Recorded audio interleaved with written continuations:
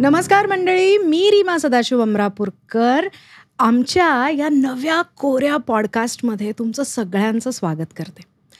आपलं जे मन आहे ना, मन ते आपल्याला बऱ्याच बाबतीत कधी साथ देतं आणि कधी अगदी खाली पाडतं पण, बरं का. म्हणजे असा माझा तरी अनुभव आहे. आणि म्हणून असा विचार आला मनात की मन काय आहे हे आपण मागच्या प्रवासात आपल्या समजावून घेतलेलं होतं. तर या प्रवासात आता या मनाशी अजून दोस्ती करून आपल्या पथ्यावर या मनाचं वागणं कसं पाडायचं, या दृष्टीने आपण परत एकदा एक प्रवास करूयात. आणि म्हणून आनंद काका आपल्याबरोबर आहे आपल्याला सांगायला की हा प्रवास आपण कसा करायचा आहे. वेलकम आनंद काका, कसा आहेस? नमस्कार आणि धन्यवाद आणि या शो मध्ये सगळ्यांचं स्वागत. सो या शोला आम्ही नाव दिलेलं आहे ओरे मनवा, कारण आपण मैत्री करणार आहोत ना आता आपल्या मनाशी. त्याच्यामुळे मैत्री केल्याशिवाय विकास होत नाही. मैत्री केल्याशिवाय अभ्यास सुद्धा होत नाही, कारण ज्या विषयाशी आपली मैत्री असते त्याचा अभ्यास करताना आपल्याला मजा येते. बरोबर. आणि आनंद काका, याच्यावरून मला आठवलं की अभ्यास म्हणजे अगदी आपण लहान असतो ना तेव्हापासून अगदी वर्गात पहिला आलं पाहिजे किंवा वर्गात, अर्थात आता तसं नसतंच कारण ग्रेड्स असतात, पण तरीही you need to be best at something or the other. किंवा मुलांना ते आपण अगदी रुजवतो मनापासून की हे असं केलंच पाहिजे, तुला हे आलंच पाहिजे, पाढे हे आलेच पाहिजेत असं. सो ही जी काही महत्त्वाकांक्षा आधी आपले आईवडील आपल्यामध्ये घालतात आणि मग त्याची आपल्याला इतकी सवय लागते की आपणही तीच महत्त्वाकांक्षा घेऊन पुढे जात राहतो, राईट. दर आपल्या महत्त्वाकांक्षा बदलत राहतात पण महत्त्वाकांक्षा मात्र असतात आपल्यामध्ये. तर ही जी महत्त्वाकांक्षा किंवा ॲम्बिशन आपण ज्याला म्हणू शकतो, ही एक्झॅक्टली काय असतं रे? शब्द जर बघितला ना आपण, तर आकांक्षा म्हणजे इच्छा आणि जी त्याच्यातूनच शब्द आलाय महत्व. म्हणून जी महत्वाची आकांक्षा, जी अतिशय शक्तिवान अशी इच्छा, ती महत्वाकांक्षा. त्यामुळे त्या शब्दामध्येच त्याचा अर्थ आहे. म्हणजेच असं की जेव्हा आपण म्हणतो ना ॲस्पिरेशन, तर ती ॲस्पिरेशन महत्वाकांक्षा ही नेहमीच्या इच्छेपेक्षा थोडीशी वेगळी असते. म्हणजे ambition is a little different than wish. म्हणजे असं की विश किंवा इच्छा आपल्या मनामध्ये खूप येत असतात, पण त्या सगळ्या इच्छांच्या मध्ये एलिमेंट्स वेगवेगळे असू शकतात. आपण बघूया, याची उदाहरणं घेऊ की मला ना आईस्क्रीम खाण्याची इच्छा झाली आणि मी आईस्क्रीम खाल्लं, तर ती इच्छा शमली माझी की झालं. म्हणजे काही इच्छा अशा असतात की ज्या ताबडतोब शमतात. काही इच्छा आपल्या अशा असतात की ज्या शमण्यासाठी थोडा वेळ लागतो, पण त्या शमण्यासाठी काही प्रयत्न नाही केले तरी चालतील. म्हणजे उदाहरणार्थ की ना मला फुललेलं फूल आवडतं, तर त्यासाठी मला काहीच करायचं नसतं. ते जेव्हा फूल फुलेल तेव्हा फक्त पाहायचं असतं. म्हणून ती माझी इच्छा असते. तर इच्छा आणि आकांक्षा याच्यामधला फरक असा आहे की ती इच्छा तृप्त करण्यासाठी ना मला प्रयत्न करावे लागतात. इच्छा माझी ना आपोआप सुद्धा पूर्ण होऊ शकते, पण आकांक्षा पूर्ण करायची असेल ना, तर त्यासाठी मला स्वतःला प्रयत्न करावे लागतात. आता करेक्ट. मग महत्वाची आकांक्षा जर पूर्ण करायची असेल, तर मला लांब पल्ल्यासाठी म्हणजे खूप काळ खूप प्रयत्न करावे लागतात. एकाच दिशेने खूप प्रयत्न करावे लागतात. म्हणजे मग हे एकाच दिशेने खूप काळ खूप प्रयत्न मी ती इच्छा माझ्यासाठी खूप महत्वाची असल्याशिवाय करेन का? नाही. म्हणजेच मला जी महत्वाची वाटते तीच महत्वाकांक्षा असते. लोक माझ्यावरती जी लादतील ती त्यांची महत्वाकांक्षा असेल. राईट. पण असं आपण बऱ्याचदा बघतो ना, की आई वडील आपल्या महत्वाकांक्षा मुलांवर लादतात किंवा त्यांची जी स्वप्न असतात ती मुलांकरवी पूर्ण करण्याचा प्रयत्न करतात. म्हणून जर त्या आईबाबांनी महत्वाकांक्षा लादण्यापेक्षा ती आकांक्षा महत्वाची आहे आणि अशा महत्वाच्या असलेल्या खूप आकांक्षा आहेत, त्याच्यामध्ये ना तू चूज कर असं जर मुलाला सांगायला सुरुवात केली तर मग एकच महत्वाकांक्षा कधी राहणारच नाही ना. राईट. आपण काय करतो की प्रत्येकाची जी महत्वाची आकांक्षा असते आणि ज्याच्याकडे त्या तऱ्हेची सत्ता असते ती व्यक्ती काय करते की त्या दुसऱ्या माणसावरती माझी महत्वाकांक्षा तुझीच आहे असं तू मानच. म्हणजे ना ती महत्वाकांक्षा किंवा तिचं महत्व ओळखण्याचा ना ओळखण्याची एक संधी खरं म्हणजे दिली पाहिजे ना. बरोबर. म्हणजे मी कालच एका इंजिनियरशी बोलत होतो ज्याचे वडील डॉक्टर आहेत. तर ते डॉक्टर वडील जे होते शाळेत असताना याला म्हणाले की तुला व्हायचंय का डॉक्टर. तोपर्यंत तो वडिलांची ओपीडी पाहत होता. म्हणजे पेशंट कसे येतात कसे बोलतात तो म्हणाला हा चालेल. तर मग ते म्हणाले की मी काय काय करतो ते तुला बघायचंय. त्याच्यात एक सर्जरी होती. तर ते म्हणाले मी तुला सर्जरी दाखवतो. मग जो माझा मित्र मला सांगत होता इंजिनियर मित्र तो म्हणाला की 5 मिनिटांमध्ये त्यांनी ते इन्सिजन घेतलं आणि ते रक्त दिसल्यावरती मला जे वाटायला लागलं त्याच्यावरून मला कळलं की हे आपलं नाही. म्हणून मी बाहेर आलो. पण वडिलांनी काय केलं की वडिलांनी महत्व दाखवलं. आकांक्षा करायची की नाही ते मुलावर सोडलं. मग तो म्हणाला की मला पायलट व्हायचं होतं.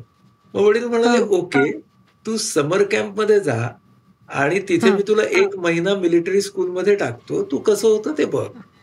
मग हा म्हणाला मला एक 8-10 दिवसात कळलं की त्या सिस्टीम मध्ये ना प्रश्न न विचारता आज्ञा पाळायची असते आणि हे आपल्या स्वभावात बसणार नाही. म्हणून ना आता मला ते व्हायचं नाही. तिथे वडिलांनी काय केलं की महत्व तू शोध. बरोबर. कारण सगळ्याच आकांक्षा या जोपर्यंत विकासाकडे नेणारे आहेत आणि आरोग्याकडे नेणारे आहेत तोपर्यंत त्या चांगल्याच म्हणायच्या आणि सहसा महत्वाकांक्षा तशाच असतात ना. बरोबर. हो म्हणजे महत्वाकांक्षा तुम्हाला एक ड्राईव्ह देतात. आणि we have to understand that that drive will come out of interest and ownership. Okay. मी जर ती ओनरशिप घेतली नाही ना त्या इच्छेची आणि ती ओनरशिप घेण्यासाठी ना मला ती इच्छा जर आकर्षक वाटली नाही तर why will I take ownership of that. Right. हा एक मुद्दा झाला. दुसरा मुद्दा महत्वाचा असा आहे ना की मला ज्या गोष्टीबद्दल खूप आकर्षण वाटेल ऍज अन इंडिव्हिज्युअल ती माझी महत्वाकांक्षा बनेलच असं नाही. ते फक्त आकर्षण राहील. राईट. पण म्हणजे if I have a certain amount of passion की मला ना ओढ एखाद्या गोष्टीची असते तर ते बघताना किंवा ते अनुभवण्याची ती ओढ असते. माझ्याच घरातलं किंवा माझ्याच मुलाचं उदाहरण सांगायचं तर माझा मुलगा कबीर हा एक 6-7-8 वर्षाचा असताना वन्य जगाचे चित्रपट टेलिव्हिजनवरती खूप पाहायला लागला. त्याला त्यावेळेला आकर्षण सापांचं होतं आणि तो सारखा ते बघत होता. म्हणजे त्याला लागायचं काय तर अमुक एका चॅनलवरती तो सापाचं कुठे काय चालू आहे. तर आता ते त्याला आकर्षण होतं. आता ती त्याची महत्वाकांक्षा म्हणजे महत्व त्याला वाटत होतं. आम्ही न्यूट्रल होतो. म्हणजे बघतोय पालक म्हणून आम्ही न्यूट्रल होतो. पण आम्ही असा विचार केला की समजा ह्याला ह्याचं महत्व वाटतंय तर ते किती टिकतंय ते आपण ऑब्झर्व करू. म्हणजे ती महत्वाकांक्षा होते का नाही ते आपण बघूया.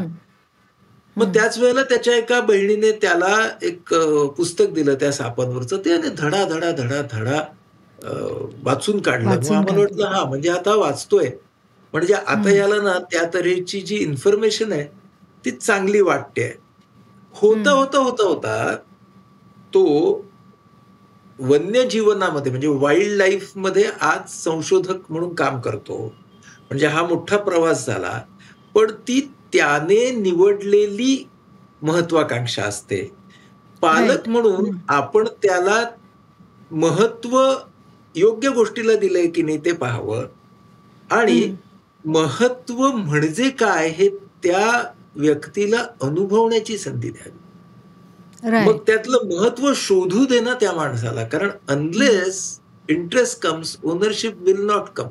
Unless ownership comes why will I strive for it. आणि आपण मगाशी म्हणालो की महत्वाची आकांक्षा जी आहे ना त्या महत्वाच्या आकांक्षेला वेळ लागणार, श्रम लागणार आणि जर माझी ओनरशिप असेल ना तर ते श्रम वाटण्याची शक्यता कमी आहे. म्हणजे I will enjoy that process also ना. तेही किती महत्वाचं आहे. तेव्हा हे महत्वाकांक्षेमध्ये धरणं मनामध्ये ना ही गोष्ट खूप महत्वाची. राईट. पण आनंद काका तू आता सांगत होतास तेव्हा मला असं वाटलं की आधी सुरुवातीला आकर्षण वाटतं आणि मग ते आकर्षण महत्वाकांक्षा आहे की नाही याचा प्रवास सुरू होतो. बरोबर. पण हे आकर्षण आहे का ही महत्वाकांक्षा आहे ही म्हणजे पालक म्हणून आपल्याला पण आपल्या मुलांमध्ये कारण दर दिवसाला त्यांचं आकर्षण वेगवेगळ्या गोष्टींकडे असतं. ठीक आहे. तसं पालक म्हणून आपल्याला पण आणि व्यक्ती म्हणून सुद्धा आपल्याला की आपल्याला एखाद्या गोष्टीचं आकर्षण वाटतं आणि ती आपली महत्वाकांक्षा होऊ शकते का नाही का ही महत्वाकांक्षा आहे की नाही याचा आपण कसा अंदाज बांधायचा रे? पहिली गोष्ट की ते टिकाऊ असलं पाहिजे. ओके. म्हणजे काही काळ ते टिकाऊ असलं पाहिजे तरच त्याची ती महत्वाकांक्षा होणार. बरोबर आहे. बरोबर. म्हणजे ते जर खूप बदलतं राहिलं तर त्याला आकर्षणच म्हणायचं. ओके. आता असंही होऊ शकतं की आकर्षण राहतील आणि त्यातली एखाद दोन महत्वाकांक्षा म्हणून वर येतील. असं होऊ शकेल ना. म्हणजे मला नाटक आवडतं, गाणं आवडतं, अभिनय आवडतो. पण त्याच्यात माझी महत्वाकांक्षा ह्यापैकी एकाची असू शकेल आणि मला अन्य गोष्टींचं आकर्षण असू शकेल. So number 1 time. नंबर 2 की ओनरशिप घेणं हे त्या व्यक्तीलाही समजतं आणि समोरच्या व्यक्तीलाही समजतं. की अरे आता ना अगदी सोपं उदाहरण मला जर क्रीडा क्षेत्रात काहीतरी करावं अशी जर महत्वाकांक्षा असेल ना तर मी गजर अलार्म वाजायच्या आधी उठतो. हो. त्याचं हा कसला पुरावा आहे की ओनरशिपचा आहे. ओनरशिप. मला उठवावं लागत नाही तुम्हाला. असं जेव्हा तुम्हाला स्वयंचलित वर्तन पाहायला मिळतं कोणत्याही व्यक्तीमध्ये कोणत्याही वयाच्या तेव्हा समजावं की ही महत्वाकांक्षा त्या व्यक्तीसाठी ती महत्वाची आकांक्षा आहे हे आपण नक्की समजून घ्यावं. दुसरी गोष्ट की त्या गोष्टीचा महत्वाकांक्षेचा पाठपुरावा करताना त्यासाठी करायचा अभ्यास असेल तर तो अभ्यास करताना व्यक्तीला ना त्रास होत नाही.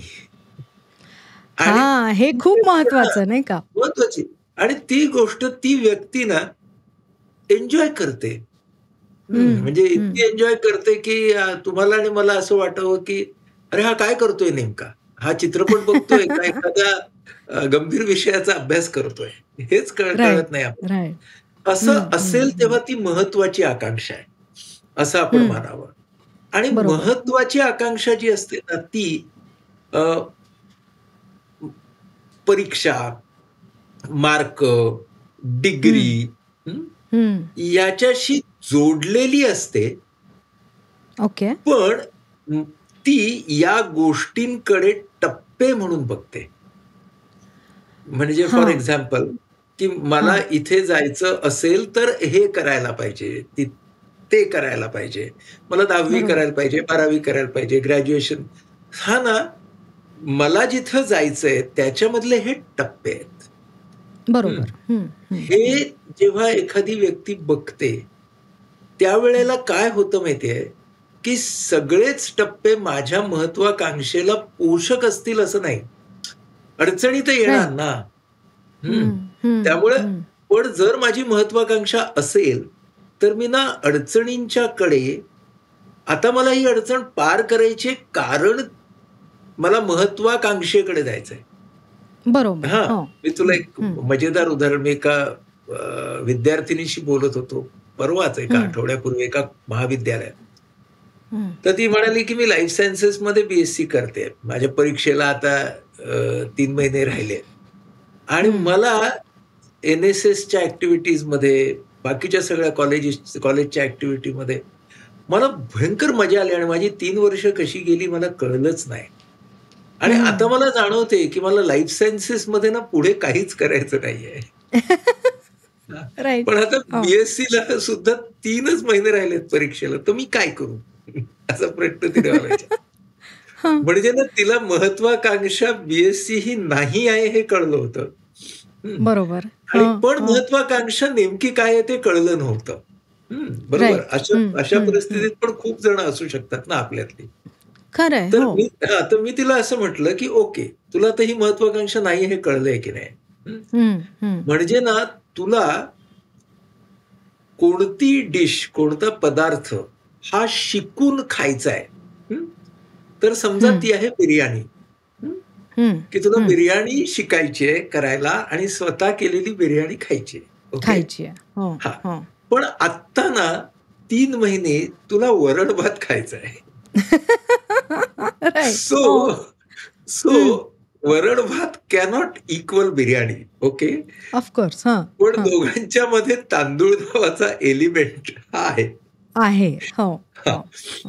म्हणून आता तुला हा वरण भात टप्पा आहे बिर्याणीचा असं मानून ह्या 3 महिन्यामध्ये वरण भात खायचा आहे, म्हणजे अभ्यास करायचा आहे BScचा. मग आता खाताना ना कसला हा वरण भात, बिर्याणीच मिळत नाही असे शिवाय राईट. तर ह्या वरण भाताला अधिक मनोरंजक कसं करता येईल, याच्यामध्ये मीठ, तूप, गुळ काय घातलं तर बरं पडेल, लिंबाचं लोणचं घालता येईल का? सो मेक धिस वरण भात as palatable as possible. Keep your eyes on biryani, okay, because that is your महत्वाकांक्षा. बरोबर. And this is your Akanksha which you have to fulfill if you have to move towards your महत्वाकांक्षा. बरोबर. म्हणजे patience is a very important factor. ज्या वेळेला म्हणजे either आपल्याला आपली महत्वाकांक्षा ही नाहीये हे लक्षात आलंय, पण ती महत्वाकांक्षा सापडेपर्यंत जो पेशन्स ठेवला पाहिजे तो किती महत्वाचा आहे.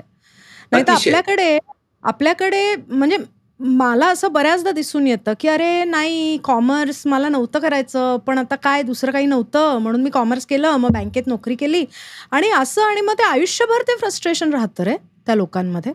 अगदी बरोबर आहे. म्हणूनच ना जेव्हा आपल्याला वरण भाताची फेज चालू असते तेव्हा ना बिर्याणीच्या कडे नेणारी कोणती पावलं आपल्याला उचलता येतील ह्याचा विचार करून त्याप्रमाणे सायमल्टेनियस कृती करत राहायचं असतं.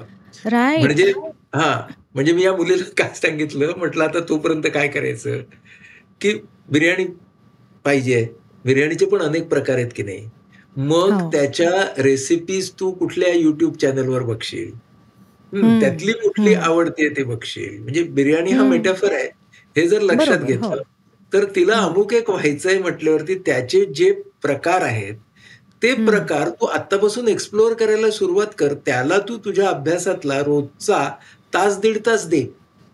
ओके. त्याच्यामुळे काय होईल, तुझा वरण भात पण जरा रुचकर होतो.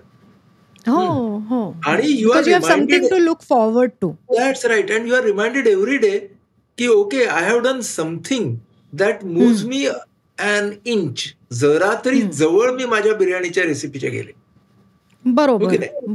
म्हणजे महत्वाकांक्षा सोडायची नसते, पण महत्वाकांक्षेकडे जाण्याचा मार्ग जेव्हा मध्ये एक अडथळा येईल काही पल्ल्याचा, तेव्हा त्याच्यावरती आपल्याला पर्याय काढून, अल्टरनेटिव्ह काढून अतिशय व्यवस्थित पद्धतीनं तरीही महत्वाकांक्षेचा पाठपुरावा कसा करता येईल तो करता येतो. याचं मोठं उदाहरण आपण नेहमी घेतो मोठ्या लोकोत्तर पुरुषांचं, की ते जेव्हा कैदेत होते तेव्हा त्यांनी त्यांच्या महत्वाकांक्षेकडे, ती जी कैद होती, बंदिवास होता, त्याच्याकडे कसं पाहिलं? त्यांनी एक ऑब्स्ट्रक्शन म्हणून पाहिलं, पण त्यांनी त्या ऑब्स्ट्रक्शनचा सुद्धा आपल्या महत्वाकांक्षेसाठी, त्यांच्या महत्वाकांक्षेसाठी कसं उपयोग करायचा ते बघितलं ना. त्यांनी लिखाण केलं, पुस्तकं लिहिली वगैरे वगैरे. म्हणजे तत्व तेच आहे. ते सामान्य जीवनालाही लागू पडेल आणि ते लोकोत्तर माणसांच्या जीवनालाही लागू पडेल. बरोबर. मला आता ह्याच्यामध्ये एक प्रश्न विचारायचा आहे बरं का. म्हणजे आता हा एपिसोड आहे आपला आणि ह्याच्या आय थिंक आपण शेवटच्या टप्प्यात आहोत. पण आता बघा, माझ्यासारखे काही माणसं असतात की BA केलं इकॉनॉमिक्समध्ये, आता मला MA करायचं इकॉनॉमिक्समध्ये, म्हणून मी MA केलं इकॉनॉमिक्समध्ये. ते केलं, त्याच्यानंतर 6 महिने काम केलं, तेव्हा लक्षात आलं, अरे ये तो अपना बिर्याणीच नाहीये. आपला वरण भात काहीतरी वेगळाच आहे. म्हणून मग फिल्म मेकिंग केलं, मग फिल्म्स बनवल्या, सगळं केलं. आता पॉडकास्ट आल्यावर आता पॉडकास्ट वाटतोय की अरे हा आपला बहुतेक बिर्याणी आहे बरं का, असं. सो माझ्यासारखी जी माणसं असतात, ज्यांना बऱ्याच बिर्याणी खुणावत असतात, त्यांनी स्वतःला सूट होणारी आणि हे मी आयुष्यभर करू शकेन असं वाटेल किंवा त्यांना करण्यात तो आनंद मिळेल, अशी त्यांची बिर्याणी कशी शोधायची रे? त्यांनी ना तांदूळ शोधायचा, बिर्याणी नाही. ओके. म्हणजे काय, जे सगळं आपण करत आहोत त्याला जोडणारा धागा कुठला? उदाहरणार्थ, तुझ्या बहुतेक लक्षात आलं असावं की तू ज्या वेगवेगळ्या बिर्याण्या टेस्ट करतेस, ट्राय करतेस, त्याच्यामध्ये माध्यम, मीडिया हा तुझा धागा आणि दोर आहे. हो, डेफिनेटली. हो की नाही? म्हणजे हा धागा मिळाला. आता एकदा आपल्याला धागा मिळाला ना, हा तो तांदूळ म्हणतोय मी, की मग त्याच्या डिशेस काय करायच्या हेही आपण डिसाईड करू शकतो आणि त्याच्यामध्ये कदाचित टप्पे पण असे असतील, तेही करू शकतो. किंवा आपण नाही का बघत की एखादा दिग्दर्शक आहे, तो चित्रपटही दिग्दर्शित करतो आणि नाटक सुद्धा दिग्दर्शित करतो आणि OTT सिरियलही दिग्दर्शित करेल. पण त्याला ना तो धागा म्हणजे तो तांदूळ कळलाय की माध्यम हा माझा तांदूळ आहे. त्यामुळे जर प्रयोगशील राहायचं असेल तर त्या प्रयोगाचा गाभा कळणं, म्हणजेच काय की माझ्या महत्वाकांक्षेचा एक गाभा असतो आणि एक दिसणारा आविष्कार असतो. तर दिसणारे आविष्कार हे बदलत जाऊ शकतात, पण त्यातला गाभा मी निरंतर ठेवतोय का, ह्याचा विचार मला वाटतं प्रत्येकाने करायला पाहिजे. राईट. सो आय थिंक या भागात जे आनंद काका तू आम्हाला सांगितलंयस ते असं आहे की आपल्याला प्रत्येकाला कोणती ना कोणतं आकर्षण असतं. Okay, we have wishes, we have desires आणि वी हॅव अट्रॅक्शन. पण त्याच्यातून आपलं ते जे आकर्षण आहे, ती आपली महत्वाची आकांक्षा किंवा महत्वाकांक्षा किंवा ज्याला आपण इंग्लिशमध्ये ॲम्बिशन म्हणतो, ती कशी ओळखायची? तर सगळ्यात आधी तर आपल्याकडे पेशन्स असतो ते जे काही आहे ते करण्यासाठी. दुसरं, आपल्याला मजा येते ते करताना, कितीही कष्टप्रद ते असलं तरीही. तिसरं, आपण त्याचा अभ्यास करायला आणि ह्याला कमी पडत नाही, आपण ते करत राहतो. जितकं मिळेल तितकं आपण ॲब्झॉर्ब करत राहतो त्या विषयाबद्दल असेल. म्हणजे जसं तू कबीरचं सांगितलंस की वाईल्ड लाईफबद्दल, he kept absorbing, he kept taking the knowledge, आणि तो आज त्याची जी महत्वाकांक्षा आहे ती तो आज पूर्ण करण्याच्या मार्गावर आहे असं आपण म्हणूयात. आणि माझ्या मते हे खूप महत्त्वाचं आहे की प्रत्येकाने आपली महत्वाकांक्षा ओळखली पाहिजे. राईट आनंद काका? कारण जर एखाद्याला त्याची महत्वाकांक्षा नाही ओळखता आली तर काय होतं हे आपण सगळेच आपल्या आजूबाजूच्या माणसांकडून अनुभवतो. राईट? अनुभवलेलं असतं, ऐकलेलं असतं. सो त्याच्यामुळे आता या महत्वाकांक्षेचा जो पुढचा टप्पा आहे की महत्वाकांक्षा एकदा सापडली की त्याचं करायचं काय, हा जो टप्पा आहे हा आपण घेणार आहोत पुढच्या भागामध्ये. तोपर्यंत प्लीज टेक केअर आणि हो, तुमची महत्वाकांक्षा शोधत राहा. मी आणि आनंद काका आहोतच तुमच्या बरोबर. बाय.